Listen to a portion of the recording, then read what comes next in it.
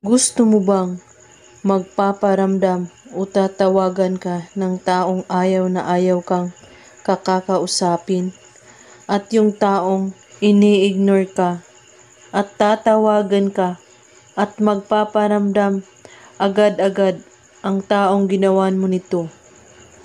Ang kailangan natin sa ritual na ito, isang baso lamang. Kailangan magfo-focus po kayo sa paggawa nito at buo ang inyong paniniwala, walang ibang iniisip at pagdududa.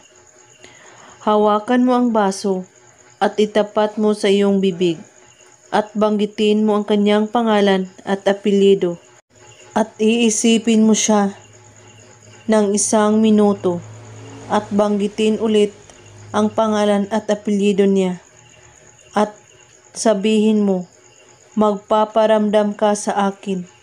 Kailangan kita ngayon na mismo. 7 times mo ito ulit-ulitin sa pagbanggit. At pagkatapos, itaob ito sa inyong altar o lamisa na walang makakakita at makakaalam sa iyong ginagawa para tatalab agad. At kunin mo ang baso kapag gumana na ito unti-unti. At pwede itong gawin kahit anong oras at araw, basta't wala po kayong pagdadalawang isip sa paggawa sa ritual na ito. At kung may katanungan po kayo ay magko-comment lang po sa baba. Maraming salamat sa panonood. May God bless us all.